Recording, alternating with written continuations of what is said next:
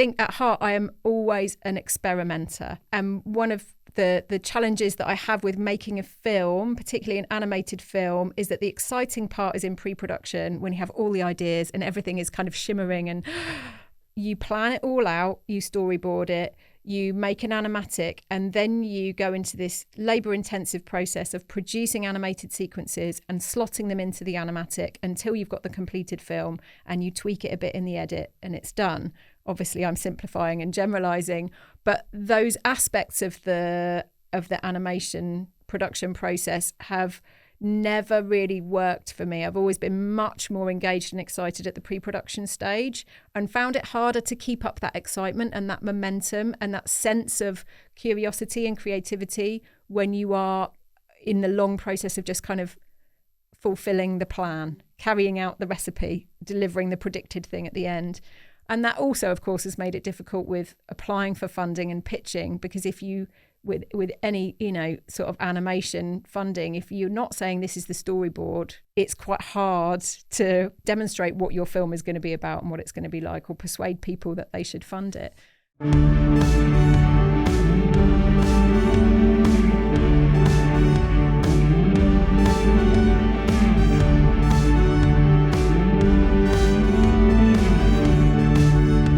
Hello and welcome back to the Blue Moggy Podcast. My name is Rachel Stevens. I am a writer, director, producer and all-around filmmaker, and on this show you will hear me talk to people working in film and media about the work that they do, how they got started, and share some tips and advice to you guys listening. A few months ago, I was delighted to be joined by Alys Scott-Hawkins to record this episode. Alys is an artist and an animator, previously working a lot in animated documentary, and now works supporting artists with their own practice. You can hear Alys talk about how her career has evolved, how she's innovated her own animation style, and about the work she does for artist support in this episode. This podcast is produced by Blue Moggy Media, and this episode was recorded at City Eye in Southampton. There isn't much left to say in the intro, except, of course, this time of year, things are starting to wrap up. People are starting to review how the year's gone and look ahead to making new goals for the new year. Now is a perfect time to get in touch with this show to let me know what it is you'd like to hear on the podcast in the future, whether there's a particular job you haven't heard from yet, a particular sector or art form, whatever it is. Now is a really good time to get in touch with the Blue Moggy Podcast whilst plans for the new year are in the works. Hopefully there will be one more episode of the podcast, but as yet it hasn't been recorded, so make sure you are liking and subscribing so you will get a notification when the next episode comes out. But as said, that's enough of the intro now. Over to Alys Scott-Hawkins talking about animation and artist support.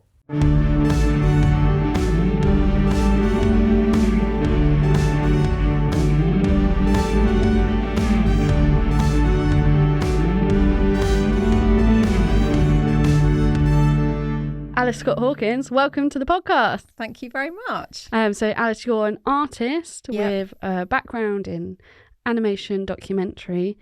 Where did that all start for you? I was born and I grew up in Southampton, and it all started here in Southampton where I still live. In fact, my first experience of making animation was at a workshop run by City Eye when I was a teenager. I'd always been very visual and loved drawing and making things, but it wasn't until my teenage years that I kind of discovered moving image. A couple of years later, I became a member of City Eye's Young Filmmakers group. In terms of education, after A-levels, I went to do an art foundation course at Winchester School of Art, thinking I would go on to do a fine art degree. But I took a year out, things sort of shifted about a bit, and what I ended up doing slightly, I have said in the past by accident, but it wasn't by accident, but it wasn't exactly the plan. I found myself studying animation in Newcastle at the University of Northumbria. And that was interesting and quite unusual, I think, as a degree course, in that students were recruited to one of three areas, which was either live action, script writing or animation. but had a common first year, a specialist second year, and then in the third year could really design their own program. So you could make your own graduation film. You could be working on other people's grad films. It had this sort of studio structure in a way, and gave students quite a lot of independence to make their own decisions about what they wanted to spend their time doing. And it worked really well for me. That was where I learnt to make animation, although there was very little technical instruction. So I'm very much a kind of inventor of how to do something. I'm not a brilliant animator. That's not my great skill, actually, in terms of creating beautiful movement frame by frame. I've innovated and invented my own way to do it, and I continue to draw a lot, and I've approached it different ways from different directions, but as an introduction to filmmaking, it was very much, here's a brief, here's some kit, off you go, let's see what you've got when you come back. And I think that was quite a rich and fertile place for me to begin filmmaking. I also think it had quite a lot of influence because I came to animation thinking of it as one tool within filmmaking. Mm-hmm. Rather than finding myself in an animation department where it was about, the whole genre of animation, if you like. And I think that's very much what meant that I started. The first films that I made with animation were documentaries. I was interested in film as a way to kind of explore the world and ask questions of people, and ask questions about the world, and animation was the sort of visual language that I was using in order to do that. And I went from that degree course onto a 2-year MA in animation at the Royal College of Art, which was a very different environment in the sense that, everybody there knew loads more about animation than me, and they'd been properly taught how to animate and all of that. I guess that was when I started to recognise that I'd come to it from a slightly different angle. But it was an amazing, immersive, intense experience. And I often say that, when you look at the films that were made at the end of that 2 years, all of them had this theme of kind of isolation and intensity and self-reflection because of the nature of trying to produce a solo film in this very labour-intensive process. So that's, and you go to animation festivals and you can see lots of animated films that have that sense of a slightly tortured, isolated, Do you think that's because of animations is essentially the animator in a room making it, unlike, live action, you're on set with 20 other people? Well, I think it's a really good question, and I think that yes, it can be. I mean, of course, there are lots of large-scale animation productions where people are working in huge teams, and much like a live action feature, somebody's written a script and somebody's the producer, and and the teams are huge and people have different responsibilities, each of which is a small part of the greater whole. But certainly I think the majority of animation degree courses in the UK give students the opportunity to make their own film. And so you do become the kind of master of your whole universe. I'm writing the script, I'm designing it, I'm animating it, and maybe I'm also, me personally, I've always loved being involved in the sound and in sound recording and sound editing. That's always been a really creative part of the process. And I think the nature of that does often, not always, but it does create an environment in which quite insular, reflective, introspective experiences can be shared.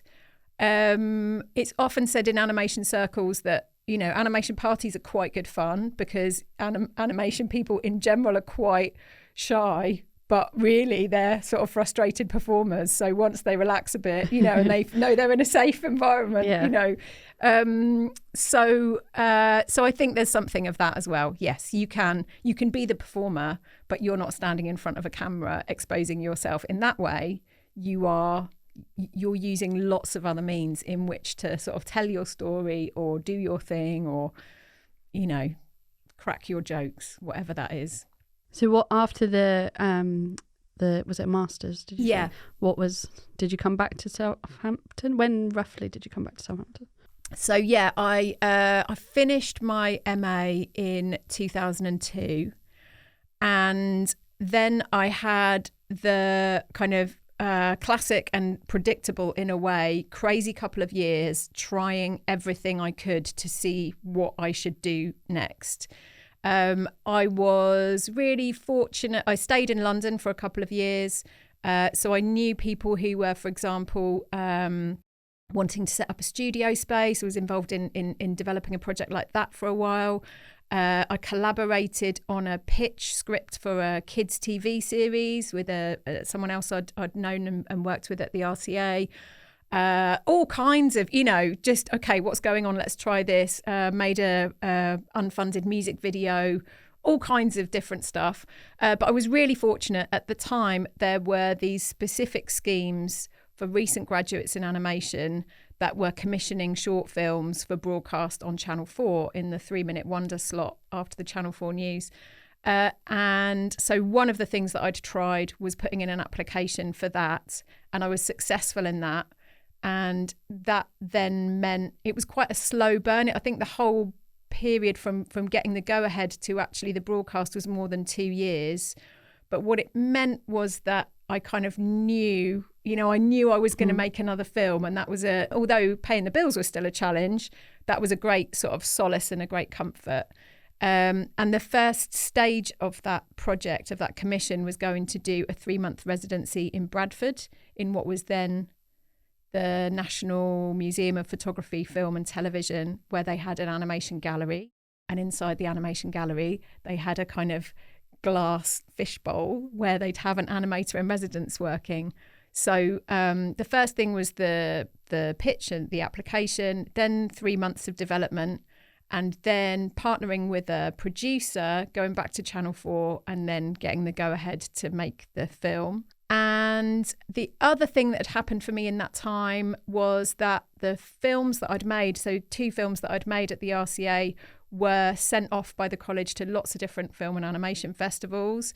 They got quite a lot of screenings. They won some awards. And one of those awards was in Vienna, in Austria, at the Tricky Women Animation Festival.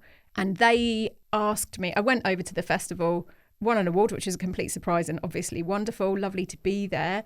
And they invited me to come back for a residency, a 2-month residency. The festival is run by a small organisation which has an office in a really big kind of arts complex right in the centre of Vienna, the Museums Quarter. And all of the organisations that are part of that complex could at that time invite individuals that they were working with in other parts of the world to come and spend a couple of months within one of their dedicated artist in residence studios. So between my residency in Bradford and going into production on the film, I spent 2 months in Vienna. And that was my turning point in terms of where I wanted to be, because I'd been talking to producers and production companies in London, finding out if they're interested in working with me on that film. Nothing quite gelled, and nothing quite felt like it was, a warm conversation that was leading somewhere. And I went away to Vienna, and I'd been there a couple of days and kind of went, oh, I don't want to go back to London. It rippled over me once I was able to step away from it. And I spent that time thinking, what do I want to do? And where do I want to make this film? And how is the right way for me to make this film? So it was really helpful to get a bit of headspace and to be able to step away a bit from that kind of what's the expected trajectory? What's the right thing to do? And there I was able to think about what was really right for me. Mm-hmm. And actually then that's when I moved back to Southampton, because at that point I knew I needed to have a bit of space, to have some roots, to be a bit more settled, and to work with a producer who could support me to make that film the way that I wanted to. That's interesting. On the second episode of this podcast, I spoke to Adam Nelson, who's Portsmouth filmmaker, and we talked about how it does feel like a pressure to go to London and pursue your film career, but actually there's a lot of value for, staying where, your hometown and sort of helping to kind of grow the the scene there? Yeah. I mean, for me, there were a lot of factors in making that decision, but approaching a conversation like this where I'm reflecting on a long period of having made work in different ways in different contexts, there have been all these points where I've just had to work out, how can I do this thing that I really want to do, but also make it work? How does it need to work for me in my life so that I can keep doing it? And I've been very fortunate and very privileged, to have access to lots of opportunities and, that commission. But it's also been integral, I think, for me to keep on coming back to, what do I need? How can I do this and be happy and maintain my relationships, and that, I think, can be a challenge, not only in the sort of creative industries and that demand, but also in terms of animation production and being very small scale and putting in long hours and being quite isolated. So yeah, for me, I needed to do that sort of reckoning and that balancing and make the right decision for my sort of life, rather than solely for thinking about my career. I was actually talking to Susan Beckett earlier today, who's the executive director of City Eye. I said, what question would you ask Alys? Oh. And she, in a very Susan way, gave more than one question. But one thing she said was, just thinking about this conversation we were having about leaving Southampton and coming back, was how much sort of value do you think leaving and going to those different places has helped you grow as an artist? Oh, that's a really good question. And I'm not really sure what the answer is. Oh, that's a really good one. She stumped you. Yeah, kind of. I was born in Southampton and I grew up in Southampton, and I knew a lot of people I'd sort of always known. And it was really good for me then to go away to other places where I didn't know anybody. And I mentioned having taken a year out. I spent some of that travelling around Australia for 6 months, travelling and working, being completely on the other side of the world and turning up in places where I didn't know anybody. I think I really needed that as a young person. I definitely had all of that kind of curiosity and bravado to go off and explore. But I think I definitely think that built my confidence. Going to study in Newcastle, again, I think just having the experience of being somewhat an outsider rather than an insider, and having to kind of start things from scratch, but maybe also those experiences give you an opportunity to reinvent yourself a bit. And I definitely think it's significant for me that when I came back to Southampton, my family members, all of them no longer lived here. So I've always felt I was quite fortunate in a way. I mean, I love my family and I would love to be closer to them, but I did have this sense of being able to return to somewhere I could call home, that I had a sense of belonging, but I didn't feel like I was going backwards in my life and moving back into my teenage bedroom. That didn't exist. Yeah, I feel it's a really special thing to have a place to call home. And I, every day, every time I travel through Southampton, I'm thinking about my relationship with it as a city. And I'm thinking about what I know and what I know that used to be different and how it's changed. It's like an ongoing, noisy dialogue always in my head. So I think this connection with a city that is home, that I've known for a long time, is really important.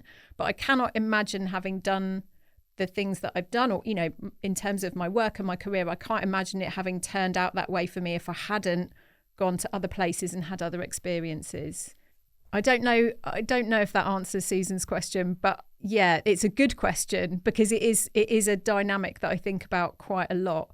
I don't ever really yearn to be anywhere else, but I do love to leave the city. I love going back to London for the day now. Yeah. I'm so glad I don't live there anymore and I don't have to sort of fight my battle to get around on the tube, but it's so delicious to go like, oh, look at it all. It's so rich and novel. I think particularly probably what I'm talking about there is I remember the first day I went to London after the lockdowns, and I was a bit wary about public transport, and I took a long walk from Waterloo up to Whitechapel, And it was just like a whole new world of different stuff to look at. So yeah, I get great pleasure out of revisiting and visiting other places, but I also have a very strong connection to home. How much would you say that the Southampton art and film scene has grown over the years? Yeah, ooh. Because I know, like, from my point of view, I've seen how it's kind of grown and then dipped and then kind of like grown again. I feel like at the moment it's in a space where I don't know if that's post-pandemic, but it feels like things are, I don't know, there's like more of a buzz. Things are happening again. That, you know, every month at the City Eye Film Network, there's like loads of people, and it's not the same people every month, which is definitely different to previous networks that I used to go to in Southampton. Again, I mean the question makes me think of various different moments that I've been involved in, so perhaps that's my best way to answer it is to talk about some of those moments. When I was growing up, I think, talking about traveling, you know, I think I had a lot of curiosity to go elsewhere and explore and experience other things and other places. When I moved back to Southampton, which was 2004, I think, 2005, my expectations were very low in terms of what it might offer me as a sort of creative place to be, or creative opportunities, or creative community. I guess because as a sort of young adult, I hadn't really participated in that. And again, I was really, really fortunate that when I moved back, A Space Arts were just about to open the Arches Studios. So when I kind of knocked on their door and said, I'm about to make a film and I'm looking for a studio space, and do you know anything of anything? They said, oh yeah, we're just accepting applications for this new studio complex we're opening. And so I was one of the first 5 or 6 artists to move in there, which was in 2006, I think. Oh, wow. 2005. It's so long ago, I can't remember. And it really felt like there was a groundswell then. And I was really surprised. I was really happy to be sort of set straight in my expectations that, like, oh, nothing happens here. To sort of find that, oh yeah, there's loads of stuff happening and it's accessible to me and I can get involved in it. And I was invited to represent the artists at the studios on various meetings with the council. And I found quite quickly I had quite a lot of, you know, I was putting in time, but in return for that time, I was getting I was quite visible as an artist and meeting sort of decision makers and having a sense of what is going on, where's the money coming from, what's the agenda. And all of that was really interesting to me, and having that visibility. And I think the work that A Space was doing at the time, and also, you know, other sort of moves. I remember events in collaboration with University of Southampton. There was a sort of sense of supporting creative entrepreneurship and putting together kind of business and creative people. And that did lead to some commissions, you know, meeting new people who wanted me, not necessarily as a filmmaker, but me as an artist, to be able to participate in something that they were doing or deliver something that they needed. That was a particular moment, I guess, that I can talk about. It definitely felt there was a community, and it was an accessible community, and that it was not only valuable but kind of productive to be part of and to invest in. It's hard. I suppose my perspective has really moved and changed as I've got older and done different things in my life. You know, there's so many events that I don't get to these days because I've got kids. I live further out in the suburbs, whereas I grew up in the Polygon, really close to the city centre. So I have this different sort of interaction with stuff that's going on, as much as I am always trying to turn up and get to stuff. But I think Southampton's always had this, you know, what's happening here isn't terribly visible, but there's an awful lot going on. And thinking back, so I ended up having a space at the Arches Studio for 6 years, maybe, certainly until after I'd had my first child, my daughter, and running open studios there, and people coming in and going, oh, we had no idea this was going on here in these railway arches next to the butchers and the welders, and you know, that sense that it is all happening, but it's not very visible. And so I think that's one of the big challenges for the city, is people coming in as visitors don't find it easy to know what's going on or to find what's going on creatively. And people themselves maybe are kind of connected in smaller pockets, but not maybe so much as a larger or wider creative community. But then I also think about the internet and social media, thinking of, being able to think back to before the social media world when, information got exchanged at various sort of monthly meetings. Yeah. I feel like there are so many groups, and the sort of facilitation of people being able to find like-minded individuals and interact with those groups, that it sort of feels like that kind of grassroots activity is really rich and really strong in the city. So yeah, I guess that's how I see kind of this moment that we're in. And I feel as though the thing that would be odd if it doesn't get mentioned, but I don't know how much I've got to say about it, is about the City of Culture bid, which I wasn't involved in very directly. But, that was wonderful to see people inside Southampton talking about how rich it is culturally. I think it was really good to know that people outside of Southampton were looking at the city as a place that, has that potential to be City of Culture. But I don't really have a sense of, since that bid was unsuccessful, I don't really know what happens next or what the conversations are now, and it'll be interesting to see what happens next. In the work I do now with artists and previously in the job that I had at A Space Arts, so having been a studio resident for many years, eventually I started working for them.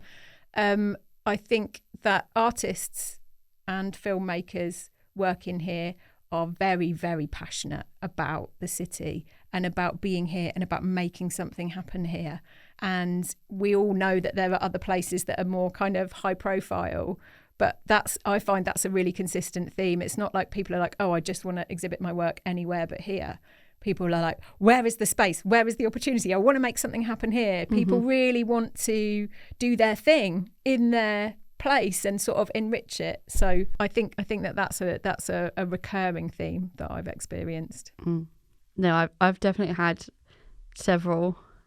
probably several hundred conversations with people being like, oh, nothing goes on in Southampton, there's no film scene here, but it's, you just like, scratch the surface a little bit, and there is a lot, and there's a lot of creative people here, and making high quality work as well.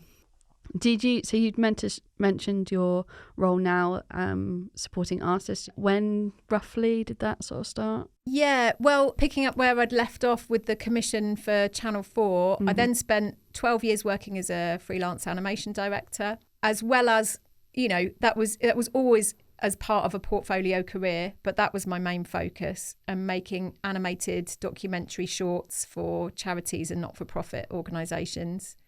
When I had kids, I found that lifestyle hard to keep going, hard to be able to kind of, suddenly do a 60-hour week. Things needed to be much more regular and predictable, and that kind of work was, continued coming to me, but it wasn't regular and it wasn't predictable.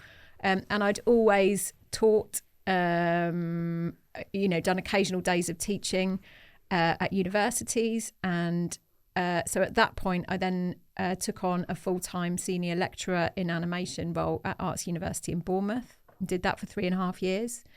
And then I moved to work at A Space Arts as the Artist Development Officer. They had just received their revenue funding, their NPO funding from the Arts Council, which allowed them to sort of build up their programme, what they were doing, and to kick off a whole free program of support for visual artists. And I was there for 3 years until summer 2021. So for the last 2 years, I've been working freelance as a specialist in artist support, which is work that I really, really love. And mostly what that involves is meeting one-to-one with artists, whether that's face-to-face or online through a video call, and spending time talking to them about what it is that they're really trying to do, what it is that they really care about, what the obstacles and barriers are that are in their way, and helping them work out strategies to overcome those challenges and obstacles and, really do the work that they feel strongly about and that they're passionate about. And I find it such a privilege to be able to kind of be, to step into creative people's worlds and for them to share all of that with me. Every time I have a conversation like that with an artist, I come away really buzzing. So it's work I really love doing. And very often our conversations are orienting around funding. So I provide support to people who are preparing to make a funding application or writing a funding application or submitting it, all of which can be quite complex and time consuming, but also helping people with things like managing their projects. So there are some artists who I meet with monthly who have got funding, they're running a project or they're going through a period of development, and I'm kind of providing them with that ongoing support to help them keep focused on what it is that they're trying to achieve. And I also do things like running workshops or sort of running events. One of the biggest parts of my artist support work in the last year or two has been with the Isle of Wight Creative Network, and that is a programme of support for all kinds of creative people on the Isle of Wight. That's a membership scheme, so members pay a small annual fee and they're then eligible to apply for a number of different opportunities. So it's really fabulous, it's really rich. They can access business development support, apply for a day working with a photographer to document their work or advise them on photographing their own work, or indeed to have a 2-hour one-to-one meeting with me. So the artists you're supporting, I'm assuming, are creating a range of different art. They're different types of artists. So it's not just animation or drawing. It could be... No, absolutely. Is it literally anything? Is it quite open? Yeah, absolutely. So I've been working with visual artists, with performers, with musicians.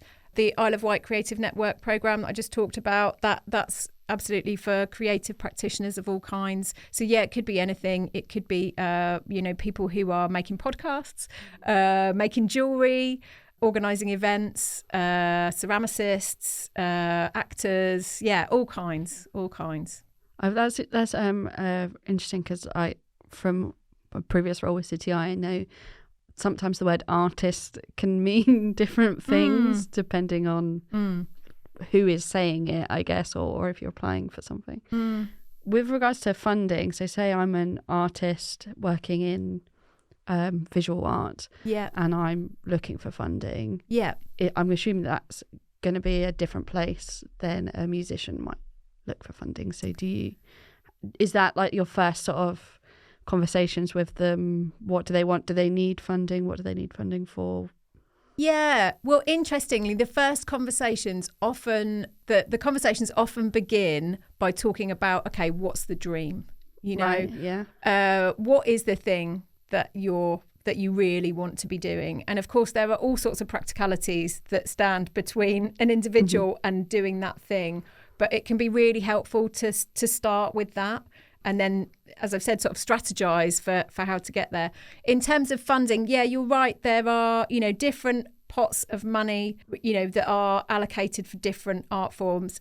But Arts Council England's funding is very, very broad. So, both visual artists, musicians, performers, writers, all of those art forms are eligible to be funded through Arts Council England. And individuals can apply to 2 different streams of funding.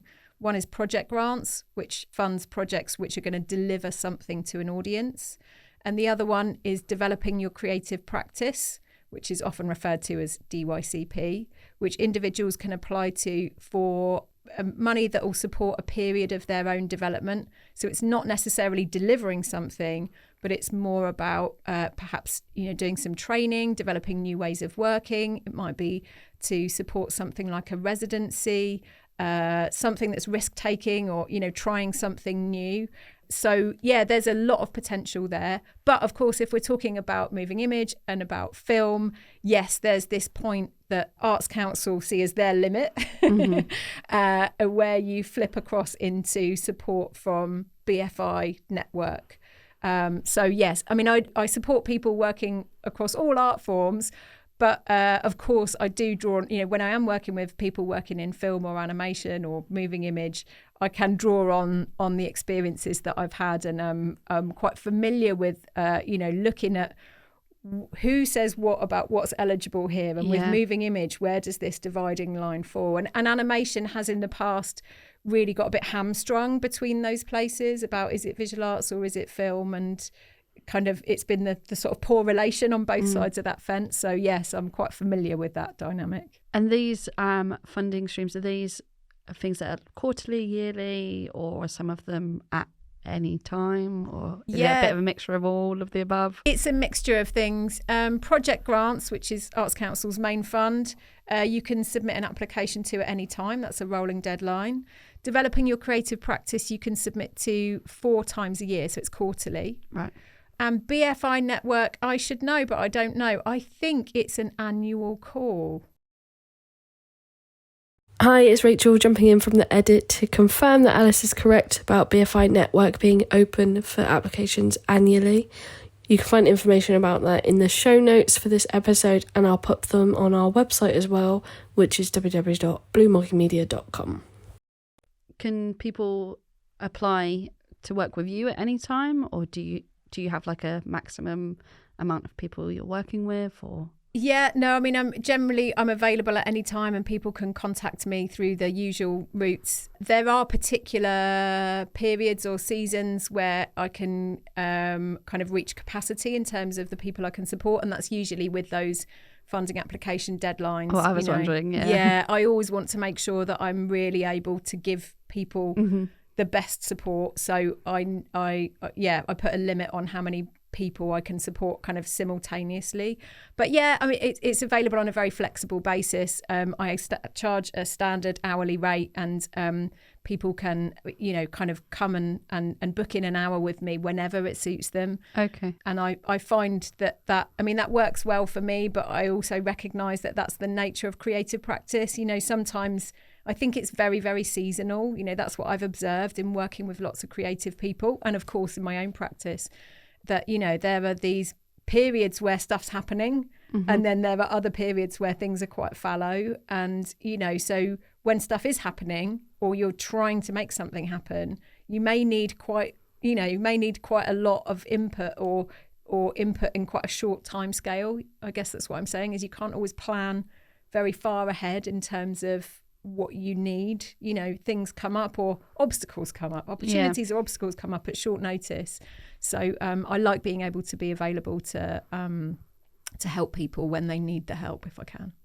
Is there anything surprising that's come up from an artist? Like, so obviously funding's probably like an obvious one that will come up time and time again, but is there anything that's like you've worked out with someone that they need this obscure thing, or? Well, I think interestingly, in light of what we were talking about sort of decisions that I've made in my career, very frequently those conversations involve talking about the work-life balance. How to actually make it all work and fit together, I think, is the most frequently occurring thread. And I think that creative people often tell me they feel a bit apologetic. I feel bad that I can't kind of prioritize this or put enough time into that. But the reality is that, very often these creative things that we do are not generating income, or they're not generating income directly, or they're not generating income in every aspect of what's required. An example being, you have to put a lot of time into writing a funding application before you get the money, but you can't pay yourself, retrospectively for that time that you spent. Work-life balance, I think, is a phrase that doesn't accurately represent all of those conversations and all of that breadth. But yeah, I think that's the thing that is one of the biggest challenges. It's not really the work. Yeah. It's getting the opportunity and the resources and the time to do the work and to share it with people. Hard relate. Yeah. I just am in a bit of anything I'm doing at the moment, I feel guilty about the 100 things I'm not doing. Yes. I can relate to that. And, I think that's there are various different things that I've done through my career, and sometimes when I look back at it, it is more of a winding path than a straight line. But it gives me great satisfaction to be able to draw on those different experiences in terms of supporting and advising other people. And it always teaches me something when I'm having conversations with other people. And I feel really passionate. My own work as an artist, which, I now try and put in the middle of my life rather than it being kind of squished on the edges as it has been for a long time. I really recognise how precious that is. I feel that struggle. I fight that fight every day, and certainly don't have all the answers, but I really believe in the power of it. I really believe how valuable it is for individuals and also for sort of society and for culture. Yeah. So you're still creating things for yourself as an artist. Are there any projects you're working on at the moment for like your own projects? Yeah, well, during lockdown, we were fortunate to be able to build a studio in the bottom of our garden at home. That has been a real shift for me in having, for many years, I rented a studio at the Arches and then later at Tower House, and then had a whole period of time where I had no space of my own at all. And the drawing and the creative stuff I was able to do was in tiny snippets of time. I would make drawings of people, the back of people's heads on my bus journeys to and from my teaching job. I made a long series of self-portraits, which I would do in sort of, 1 or 2 minutes or less at a little desk in the corner of my bedroom just after I put the kids to bed. So now feels like quite a different chapter where I've got a space, but also I've been able to arrange my working life to fit around my practice. So that's still very much about drawing. Almost everything for me begins with observational drawing.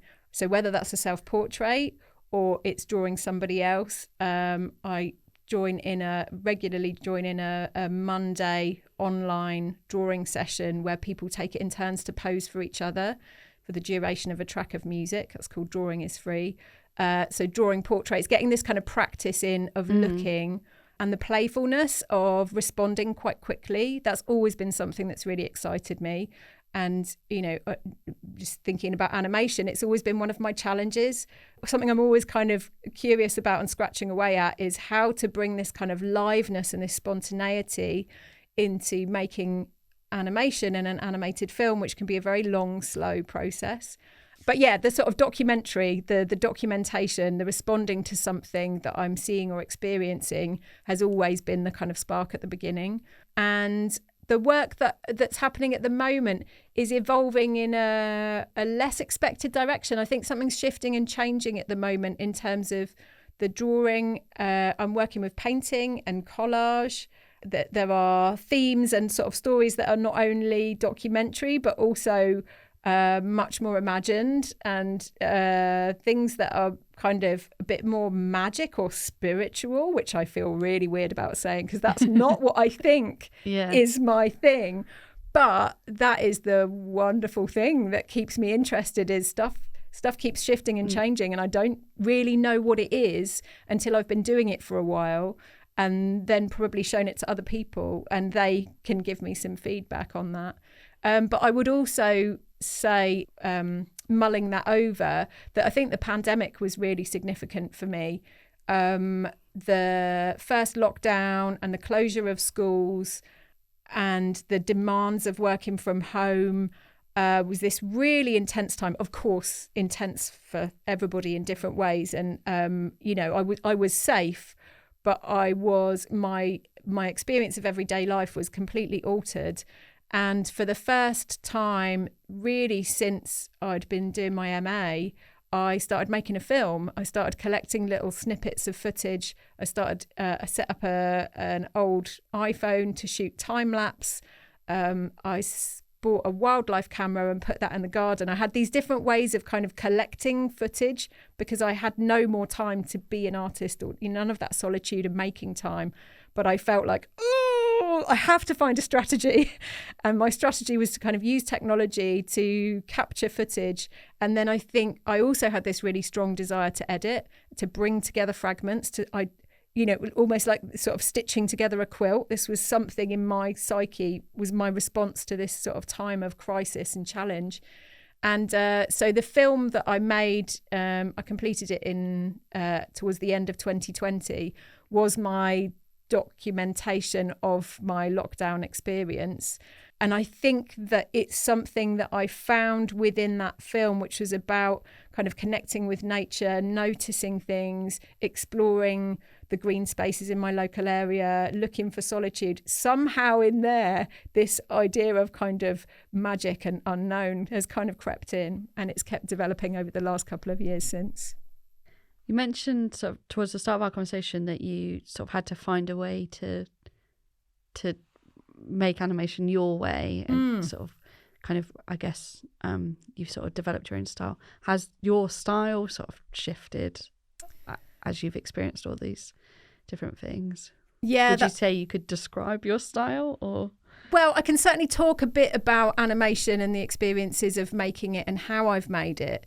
So, yeah, that sense of kind of innovating something for every project was really key for me. I think at heart, I am always an experimenter. And one of the challenges that I have with making a film, particularly an animated film, is that the exciting part is in pre-production, when you have all the ideas and everything is kind of shimmering. And then very particularly, I guess, with animation, you plan it all out, you storyboard it, you make an animatic, and then you go into this labour-intensive process of producing animated sequences and slotting them into the animatic until you've got the completed film, and you tweak it a bit in the edit and it's done.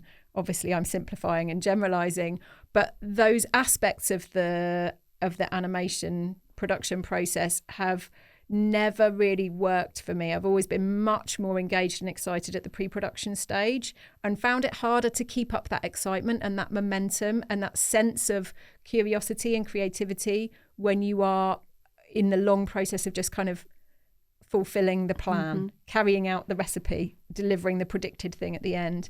And that also, of course, has made it difficult with applying for funding and pitching, because if you with any, sort of animation funding, if you're not saying this is the storyboard, it's quite hard to demonstrate to demonstrate what your film is going to be about and what it's going to be like, or persuade people that they should fund it.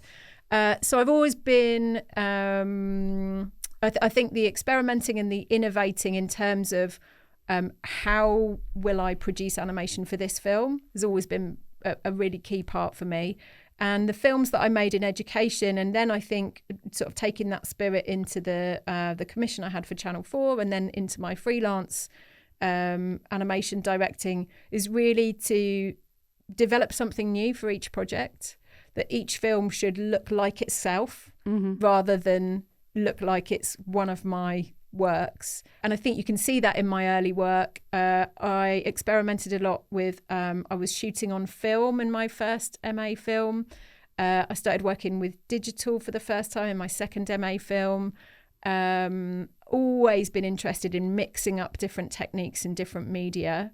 When you get to working, making films to commission with a tight turnaround, of course, there is much less freedom and possibility to be experimenting and innovating, and the client does need to know what it's going to look like. But I think I've found ways to try and do that, and often worked with collaborators so that I wouldn't necessarily be designing the whole film, but would be responsible for the script and the sort of overall vision and tone, but then recruit other animators to storyboard and animate particular sequences, and then that would bring in some of that sort of mixed media, multiple voices, kind of some of that liveliness. Where I'm at now with animation, I find quite interesting, which is that I don't really animate. So the most recent animated film that I made, the animation is time-lapse, and it is animation, but it's not, it's distant from animation in the sense of sitting down and drawing frame by frame. But I'm always experimenting. I'm always trying to work out what this, how I can work with this language and this process that I find quite tricky. So in spite of the fact that I find it tricky, I'm always drawn to it. And it's like I'm always coming back to it to go, ooh, what can I do next? What can I do now? What could work for me? So it's a bit of a battle, but it's definitely a sort of, I wouldn't describe it as love-hate. It's like a battle I want to keep on fighting. Do you still watch a lot of animation? Do you get inspiration from that? Or is it a bit like, oh, no, because that reminds me of work? I love to watch animation. I was as somebody who doesn't get out of the house terribly much, I was really quite happy that during the pandemic, a lot of animation festivals started creating online access. Yeah. There are very many animation festivals throughout the world, lots of great ones in Europe, but, that I'm not able to travel to in terms of time or money. So to be able to kind of sit down night after night and watch those programs from the comfort of my own home was amazing. Some of that's continued and some of it hasn't. So I would say, yep, if there's an animation festival that I can access from home, I'm always interested. I love to go and watch independent animation in the cinema. I don't very often get to do it. You talked about having a sense of like guilt for, I'm not doing this at the moment because I'm doing that. I sort of have that, sense of like, I really should be watching more than I do. And I would if I had nothing else to do, but I guess it's not my top priority. I mean, there are brilliant films that I would watch, again and again and again, but I couldn't say that I see everything that comes out. I'm one of the co-founders of a blog called animateddocumentary.com, which my friend Ellie Land and I set up more than 10 years ago now to kind of create an online sort of meeting point for sharing news and information and films that are working with animation and non-fiction. And I kind of feel like being involved in that, I should have watched all of the latest stuff. That's not my reality, unfortunately I don't get to do that, but I like the nudge always to be thinking, what is that? Someone's talking about that. But of course these things aren't always that easy to access, more so than in the past, but still it can be quite hard. Animated films like live action, fiction and documentary can have quite a long time on the festival circuit. So it can be quite a long time potentially before you can access something online and pay-per-view. Yeah. At the moment, there's a lot of conversation about the sort of not dying of cinema, but possibly the decline of cinema. And interestingly, this year, two of the biggest films that have come out are animation. So the Super Mario Brothers and the second Spider-Man, which I'm a massive fan of. I don't know if you've seen the Spider-Man film, but I think from an animation point of view, the multiverse Spider-Man thing they're doing, because every Spider-Man's from a different universe, so they have their own animation styles, and I think like it's really exciting to like see sort of animation celebrated on the big screen and people like really liking it. And there's a segment in that Spider-Man film that was animated by a 14-year-old, a Lego animation. Cool. Because the Sony producers saw he remade the trailer. He remade it in Lego, like shot by shot. And then they contacted him and was like, well, do you want to do that for the film? And that's like really like a really cool story to kind of come from that big mainstream. And I'm not the expert at all, but and I haven't seen the most recent Spider-Verse film, but that's my sense, is that there is this kind of embracing of independent animation and kind of mixed media, and of recognizing that animated features without kind of innovation have a tendency to become maybe a bit homogenous. The technology is getting closer and closer to verisimilitude with live action, so it loses something perhaps in terms of the handmade or the wonky or the original, that kind of, I'm just doing my own thing over here and, it looks a bit weird when you bring it out into the light. I think that's really a lot of the appeal of animation. So I think it's great that's, I recognise that people have that appetite, and it's really nice to see that being recognised in a sort of big blockbuster scale. And also, my favourite film for the last few years that's come out is Mitchell's versus the Machines on Netflix. If you haven't seen that, like, that's, a very good film. I haven't seen it, but it's been recommended to me so many times. Yeah, it's so many times. Anytime I see like a clip of it come up on the internet, I have to sit and watch it. Yeah. It's very good. Cool. As my young nephew would say, it's a super good movie. Oh, nice. That's how he describes good things he review. likes. Yeah.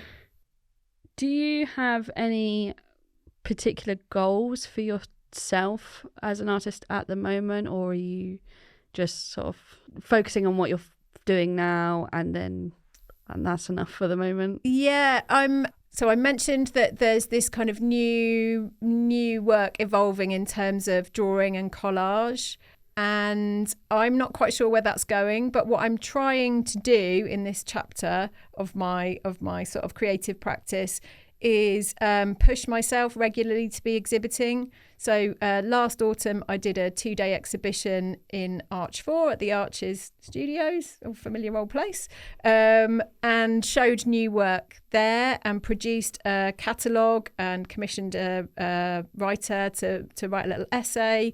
And so what I'm expecting to do this year is another variation on the same thing. In fact, I've been having conversations with people about, do you know of an interesting space that I could use for a couple of days? You know, Southampton as a city is so full of really different architecture. Yeah. So I'm what I expect to do later this year is exhibit some new work. One of the things that I exhibited last year was an experiment with installation, with a multiple screen installation. So there's always this moving image element, and installation is something that I haven't really had much of an opportunity to play around with, but I'm thinking about it more and more. Fortunately, I was able to borrow projectors from City Eye and some from A Space. You know, I'm kind of tuning into, what's possible and what's where and how could I put it together? You know, if somebody gave me a sort of blank check for a residency next week, I'd say, can I have a big space and loads of projectors, and I would bring together all the fragments of moving image that I've made or collected over the last couple of years, and I'd just start playing around with them and working out how they might fit together. So I'll be exhibiting something somewhere later this year. I'm determined to do that. And I'm also going to be writing a funding application for my own work, because in 2024, I'd like to be exhibiting further afield. So again, I don't know exactly what that will look like at the moment, but I know I need to put the plans in place in order to make it happen. So that's the plan, is to prepare for doing a touring exhibition of work, again, which would be both drawing and moving image. I asked this question to everyone about advice, but I'm just trying to think how to.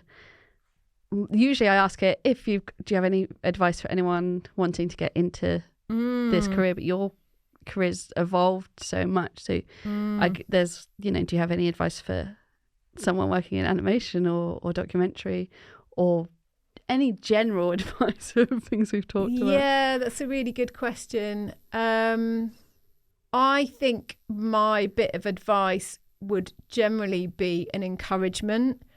I think the sort of message that I would want to send out is like, believe in your vision. I think that's really, really hard to do.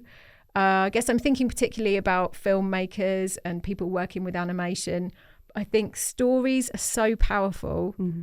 And I really genuinely believe that that's kind of how we can change the world, make it into a better place in our own tiny way.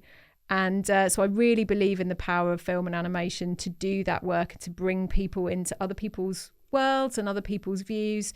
And so, I'd want to say to anybody working in film and animation, don't compromise. Don't, I say that, of course, it's all about compromise to go from that shimmering vision in your head to the reality that's can, sit on a hard disk. It's a whole series of compromises. But don't feel like you have to be something else.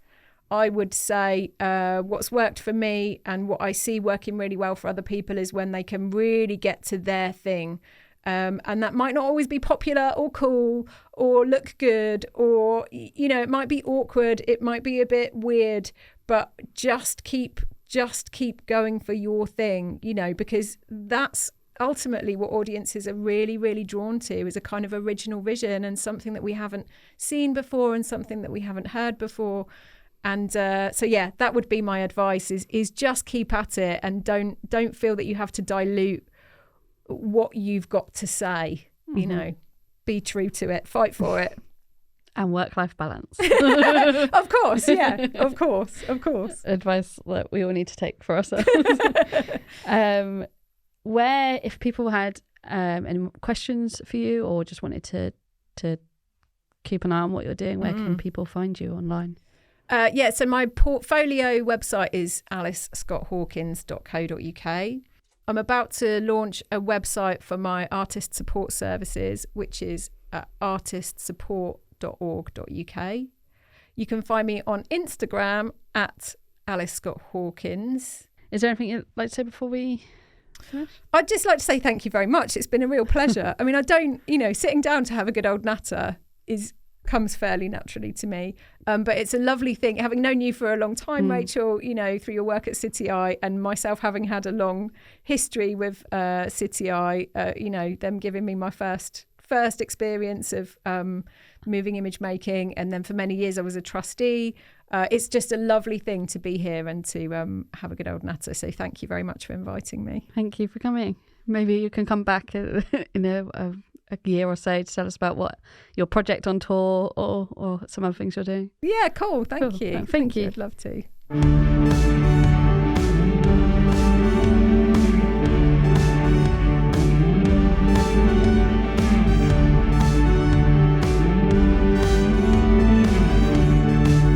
Well, that's almost a wrap for another episode of the podcast. Thank you for listening, and thank you again to Alys Scott-Hawkins for joining me for this episode.